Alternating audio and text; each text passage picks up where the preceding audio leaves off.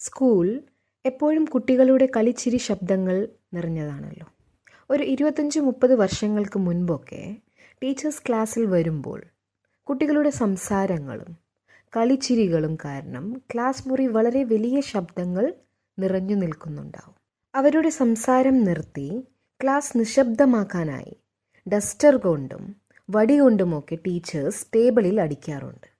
കാരണം ഏതെങ്കിലും വിധത്തിൽ കുട്ടികളുടെ ശബ്ദത്തിലും വലിയൊരു ശബ്ദം ഉണ്ടാക്കിയാൽ മാത്രമേ അവർ മിണ്ടാതിരിക്കുകയുള്ളൂ. 40-50 കുട്ടികളെ നിയന്ത്രിക്കുക അത്ര എളുപ്പമുള്ള കാര്യമല്ലല്ലോ. എന്നാലും ചില കുട്ടികൾ വീണ്ടും ബഹളമുണ്ടാക്കും. അവരെ ടീച്ചർ ചോക്ക് കൊണ്ട് എറിയാറുണ്ട്. ഓർമ്മയില്ലേ? അതൊക്കെ കുട്ടികളെ സൈലൻ്റ് ആക്കാനുള്ള ഓരോ മെത്തേഡ്സ് ആയിരുന്നു. കുട്ടികൾ ക്ലാസ്സിൽ സൈലൻ്റ് ആവും, എന്നാൽ അവരുടെ മനസ്സ് ഒരിക്കലും ബഹളമുണ്ടാക്കുന്നത് നിർത്താറില്ല. സൈലൻസ്, സ്ഥിരതയാണ് ഉണ്ടാക്കേണ്ടത്. ടീച്ചർ സൈലൻ്റായി വന്ന് കുട്ടികളെ സൈലൻ്റ് ആക്കുകയാണ് ചെയ്യുന്നത്. സൈലൻ്റായി നിൽക്കുന്ന ഒരാളെ കണ്ട് എനിക്കും അതുപോലെ നിശബ്ദമാവണം എന്ന് തോന്നണം. മനസ്സ് സ്ഥിരതയുള്ളതാക്കണം എന്ന് മനസ്സിലാക്കണം. അതാണ് ആവശ്യം. ബഹളങ്ങൾ കൊണ്ട് ഒരിക്കലും സൈലൻസ് ഉണ്ടാക്കാൻ കഴിയില്ല. സൈലൻസ് കൊണ്ട് മാത്രമേ സൈലൻസ് ക്രിയേറ്റ് ചെയ്യാൻ കഴിയുകയുള്ളൂ. ഇത് വളരെ പവർഫുൾ ആയൊരു സ്റ്റേറ്റ്മെൻ്റ് ആണ്. ബഹളങ്ങൾ ഉണ്ടാക്കിക്കൊണ്ട് ഒരിക്കലും ശാന്തി ഉണ്ടാക്കാൻ കഴിയില്ല. നിശബ്ദത കൊണ്ട് മാത്രമേ നിശബ്ദത ഉണ്ടാക്കാൻ കഴിയുള്ളൂ. സെൻറ്ററിൽ നമ്മൾ ദിവസവും മുരളി പഠിക്കാറുണ്ട്. പരമാത്മാവിൻ്റെ മഹാവാക്യങ്ങളാണ് പഠിക്കുന്നത്. അതിലൊരു മഹാവാക്യം എപ്പോഴും ഓർമ്മിക്കേണ്ടതാണ്. നിങ്ങൾ എന്താണോ സൃഷ്ടിക്കുന്നത്, അഥവാ നിങ്ങൾ എന്താണോ ചെയ്യുന്നത്, അത് സ്വർണം പോലെ അമൂല്യമാണ്. എന്നാൽ നിങ്ങളുടെ മനസ്സിൻ്റെ സ്ഥിതി ആ സ്വർണത്തിന് മുകളിൽ വെച്ചിട്ടുള്ള വജ്രം പോലെയാണ്. ആ വജ്രമാണ് എല്ലാവരെയും ആകർഷിക്കുക. നിങ്ങൾ ചെയ്യുന്ന കാര്യങ്ങൾ ഗോൾഡാണ്, എന്നാൽ നിങ്ങളുടെ വൈബ്രേഷൻസ് ഡയമണ്ട് പോലെയാണ്. ആ ഡയമണ്ട് അഥവാ വൈബ്രേഷനാണ് എല്ലാവരെയും ആകർഷിക്കുന്നത്. അതുകൊണ്ട് ഡയമണ്ടിലേക്ക്, വൈബ്രേഷൻസിലേക്ക് നമ്മൾ ശ്രദ്ധ കേന്ദ്രീകരിക്കണം. ഇത് വളരെ വളരെ ഇമ്പോർട്ടൻ്റ് ആയ കാര്യമാണ്. നമ്മൾ എത്രത്തോളം നമ്മുടെ സ്ഥിതിയിൽ ഫോക്കസ് ചെയ്യുന്നുവോ നമുക്ക് അതിൻ്റെ ഗുണങ്ങൾ അത്രയധികം ലഭിക്കും. കുട്ടികളെയും മനസ്സിൻ്റെ സ്ഥിതിയിൽ ഫോക്കസ് ചെയ്യുന്നത് പഠിപ്പിക്കാൻ കഴിയും. എന്നാൽ നമ്മൾ ആദ്യം ഇത് എക്സ്പീരിയൻസ് ചെയ്താൽ മാത്രമല്ലേ അവർക്ക് പഠിപ്പിച്ചു കൊടുക്കാൻ സാധിക്കൂ. ബ്രഹ്മകുമാരീസിൽ നമ്മൾ ഓരോ സെഷൻ്റെയും തുടക്കത്തിലും സെഷൻ്റെ അവസാനവും എല്ലാവരും 1 മിനിറ്റ് സൈലൻസിൽ ഇരിക്കാറുണ്ട്, അല്ലെങ്കിൽ 2 മിനിറ്റ് മെഡിറ്റേഷൻ ചെയ്യാറുണ്ട്. ഇങ്ങനെ ചെയ്യുമ്പോൾ പല പല ചിന്തകൾ നിറഞ്ഞ മനസ്സ് ചെറുതായി ക്ലിയർ ആവാൻ തുടങ്ങും. ക്ലാസ്സുകളിൽ ടീച്ചേഴ്സിന് ഇതും എക്സ്പെരിമെൻറ്റ് ചെയ്ത് നോക്കാവുന്നതാണ്. എന്നാൽ അതിനും എക്സ്പീരിയൻസ് ആവശ്യമാണ്. ബ്രഹ്മകുമാരീസിൽ ചെയ്യുന്നത് പോലെ നമ്മളുടെ ടീച്ചേഴ്സും ഇത് എക്സ്പീരിയൻസ് ചെയ്ത് നോക്കാവുന്നതാണ്. It's a wonderful tool to start with. ഇന്ന് ധാരാളം ആളുകൾ വളരെയധികം പ്രശ്നങ്ങളെയും നേരിട്ടുകൊണ്ടാണ് ജീവിക്കുന്നത്. ആദ്യമായി എല്ലാവരുടെയും മനസ്സിൽ ഒരു അൺസർട്ടനിറ്റി ഉണ്ട്. മുതിർന്നവരുടെ അൺസർട്ടനിറ്റിയും കുട്ടികളുടെ ചിന്തകളും വേറെ വേറെയാണ്. ഇതൊക്കെ എല്ലാവരുടെയും ജീവിതത്തിൽ വരുന്ന ചലഞ്ചസ് ആണ്. നമ്മൾ എങ്ങനെയാണ് ഇവയെ നേരിടേണ്ടത്? ജീവിതത്തിൽ പല സാഹചര്യങ്ങളും നേരിടേണ്ടി വരാറുണ്ട്. അത് വെറും ഒരു പരിസ്ഥിതി മാത്രമാണ്. എന്നാൽ നമ്മൾ അതിന് നൽകുന്ന പേരുകൾ അനുസരിച്ച് ആ സാഹചര്യത്തിൻ്റെ സൈസും വെയ്റ്റും ഒക്കെ മാറാൻ തുടങ്ങും. ജീവിതത്തിൽ വരുന്ന ഒരു കാര്യത്തിനെ നമ്മൾ വളരെ ചെറിയ കാര്യം എന്ന രീതിയിൽ കാണുകയാണെങ്കിൽ അത് നമുക്ക് ചെറുതായി തന്നെ തോന്നുകയുള്ളൂ. ഒരു സംഭവത്തെ സിറ്റുവേഷൻ എന്ന് പറയുകയാണെങ്കിൽ അതിന് നോർമലായി തോന്നും. എന്നാൽ ഇതൊരു ചാലഞ്ച്, അല്ലെങ്കിൽ ഈ ഒരു ചാലഞ്ചാണ് എൻ്റെ ജീവിതത്തിൽ വന്നത് എന്ന് പറഞ്ഞാൽ അത് ഓട്ടോമാറ്റിക്കായി വളരെ വലിയൊരു സംഭവമായി തോന്നുന്നു. ഇനി അതല്ല, ജീവിതത്തിൽ ഒരു ക്രൈസിസ് ഉണ്ടായി എന്ന് പറഞ്ഞാൽ അത് അതിലും വലിയ രൂപത്തിലേക്ക് മാറിയെന്ന് നമുക്ക് തോന്നാറുണ്ട്. ഓരോ കാര്യത്തെയും നമ്മൾ നമ്മുടെ മനസ്സിനുള്ളിൽ എത്ര വലുതാക്കിയിട്ടാണ് കാണുന്നത് എന്നത് നമ്മുടെ മാത്രം ചോയ്സസ് ആണ്.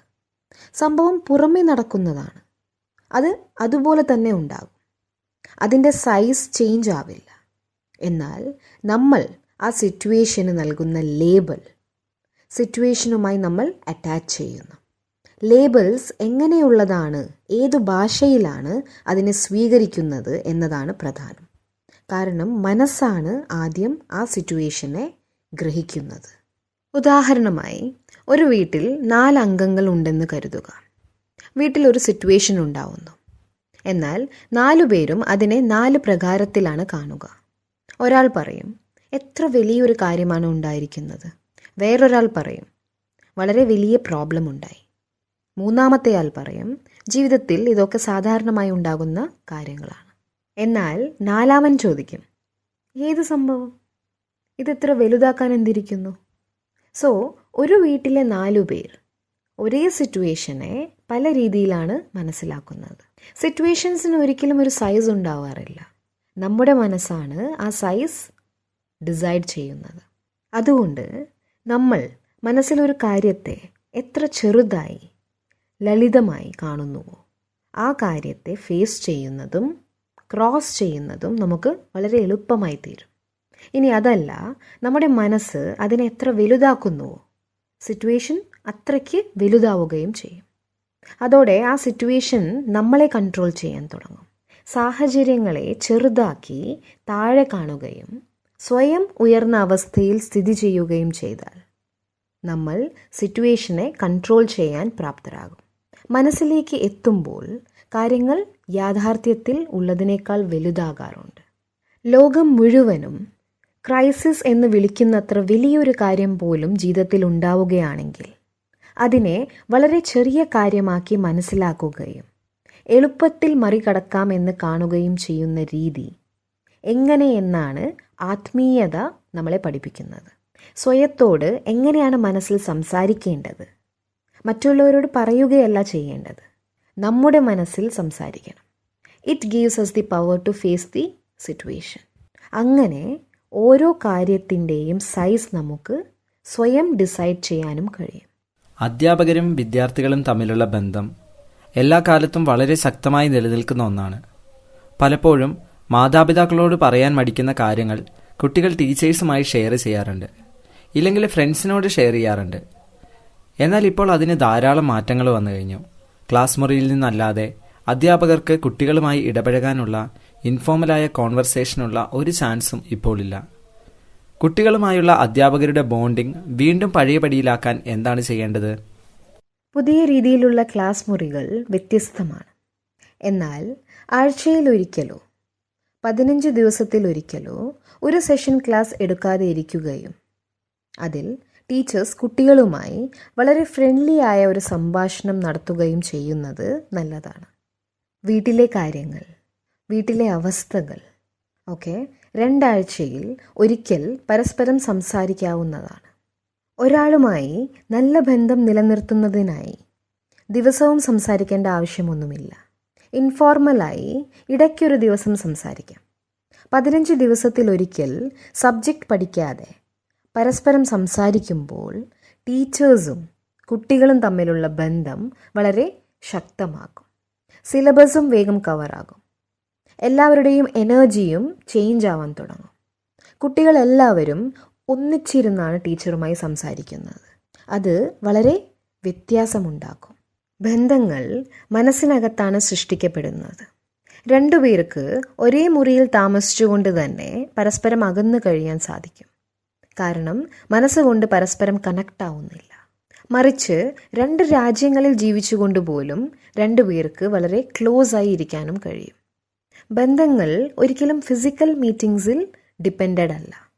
അത് നമുക്ക് പരസ്പരമുള്ള ബഹുമാനം, വിശ്വാസം എന്നിവയെ ആശ്രയിച്ചാണ് ഉള്ളത്. ടീച്ചറും കുട്ടികളും ചിരിക്കുകയും സംസാരിക്കുകയും ഒക്കെ ചെയ്യുന്നുണ്ട്. പക്ഷേ അവർ പരസ്പരം ഒരു ക്രിട്ടിക്കൽ ആറ്റിറ്റ്യൂഡാണ് മനസ്സിൽ കൊണ്ടു നടക്കുന്നതെങ്കിൽ, ജഡ്ജ്മെൻ്റൽ ആണെങ്കിൽ, പരസ്പരം വിശ്വാസക്കുറവുണ്ടെങ്കിൽ അവിടെ ഒരിക്കലും ഒരു നല്ല ബന്ധം സ്ഥാപിക്കപ്പെടുന്നില്ല. ഒരു ഇൻഫോർമലായ സംഭാഷണം മാത്രമായി അത് ചുരുങ്ങും.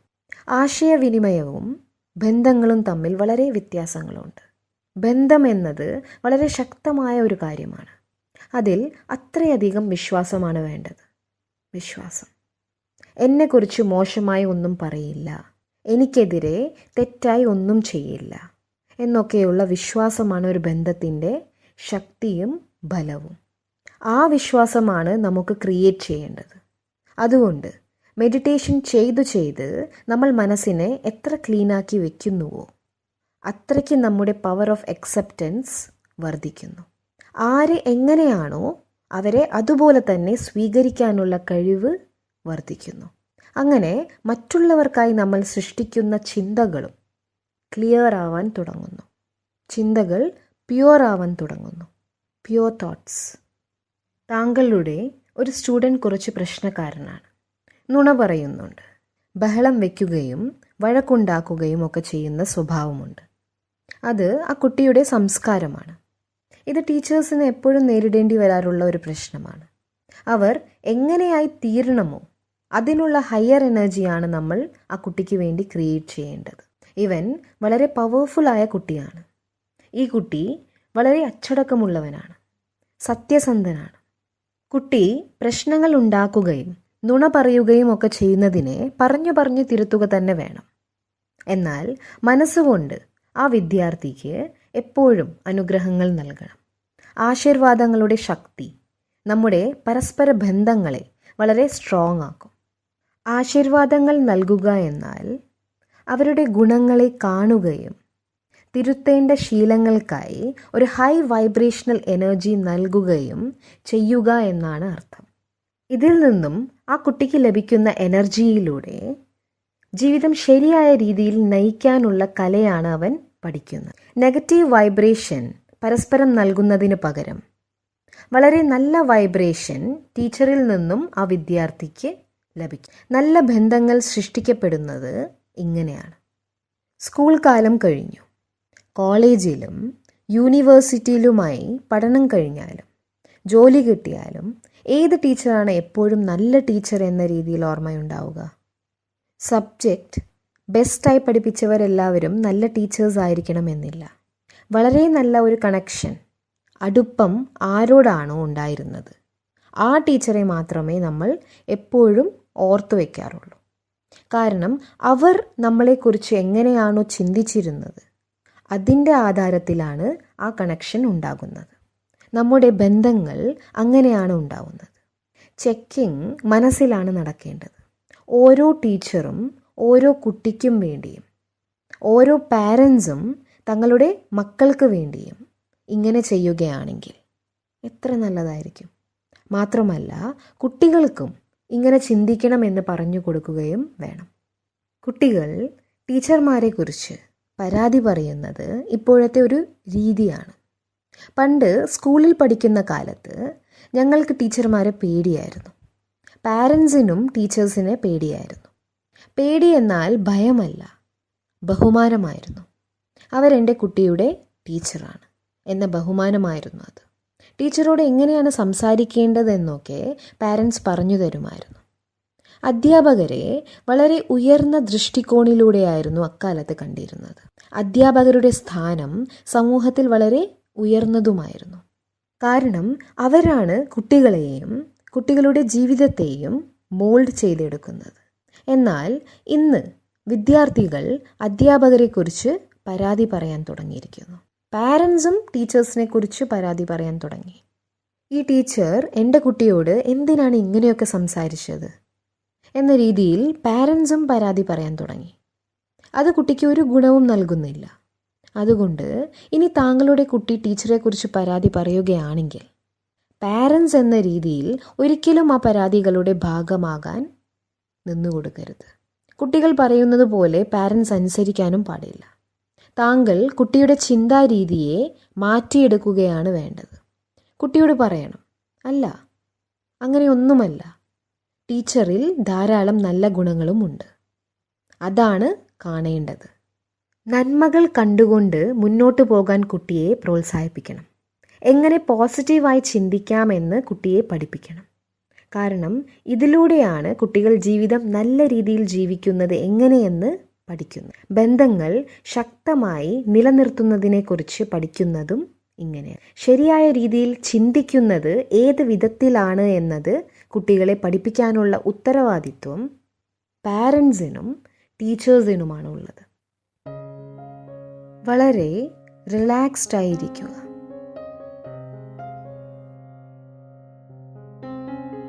3 പ്രാവശ്യം ശ്വാസം ഉള്ളിലേക്കെടുത്ത് പുറത്തേക്ക് വിടുകയും ചെയ്യുക.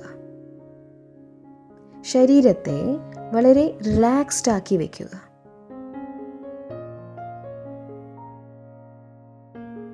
സാവധാനം ശ്രദ്ധയെ ഇരുപുരികങ്ങളുടെയും നടുവിലേക്ക് കൊണ്ടുവരിക.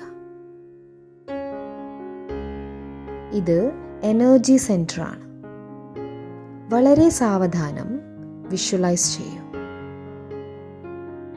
താങ്കളുടെ നെറ്റിത്തടത്തിൽ ഒരു പോയിന്റ് ഓഫ് ലൈറ്റ് കാണും.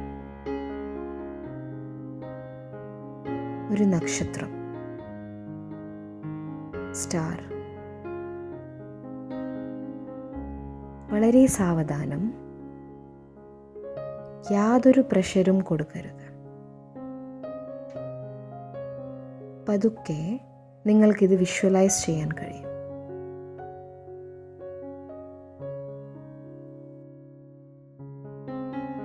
ആ പ്രകാശബിന്ദുവിനെ മനസ്സിൽ കണ്ടുകൊണ്ട് തന്നെ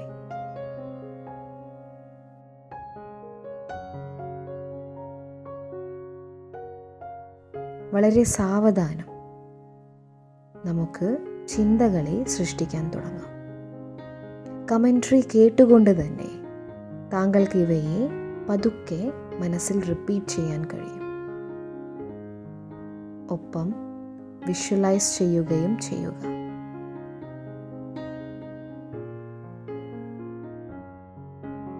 ഞാൻ വളരെ ശക്തിശാലിയാണ്. ഞാൻ ശക്തിശാലിയായ ആത്മാവാണ്. ഈ എനർജിയെ ഫീൽ ചെയ്യുക. I am a powerful being. വളരെ ശക്തിശാലി. എൻ്റെ ജീവിതത്തിൽ ഉണ്ടാകുന്ന ഓരോ സീനുകളും വെറും ദൃശ്യങ്ങൾ മാത്രമാണ്. ഞാൻ വളരെ ശക്തിശാലിയാണ്. ഓരോ സീനിനെയും ഓരോ സിറ്റുവേഷനെയും മനസ്സിലാക്കാനും ഉൾക്കൊള്ളാനും അവയെ അതേപടി സ്വീകരിക്കാനും പരിഹാരങ്ങൾ കണ്ടെത്താനുമുള്ള ശക്തി എൻ്റെ ഉള്ളിൽ നിറഞ്ഞു നിൽക്കുന്നു. It's my nature. എൻ്റെ ജീവിതത്തിലെ ഓരോ ദൃശ്യങ്ങളിലും എൻ്റെ മംഗളം അടങ്ങിയിരിക്കുന്നു. ഈ സീനുകൾ എൻ്റെ ബെനിഫിറ്റിന് വേണ്ടിയാണ് ഉള്ളത്. ഈ പരിസ്ഥിതികളിൽ ഞാൻ ശക്തമായി നിലനിൽക്കുന്നു.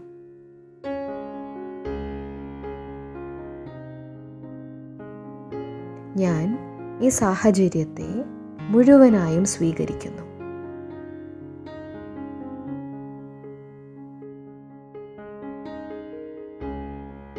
ഞാൻ എല്ലാവരെയും അക്സെപ്റ്റ് ചെയ്യുന്നു.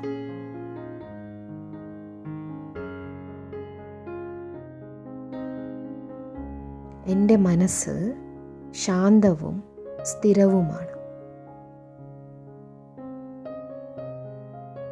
എൻ്റെ ജീവിതത്തിലെ ഓരോ പരിതസ്ഥിതികളും പെർഫെക്റ്റാണ്. ഓരോ സീനും പെർഫെക്റ്റാണ്. ഓം ശാന്തി.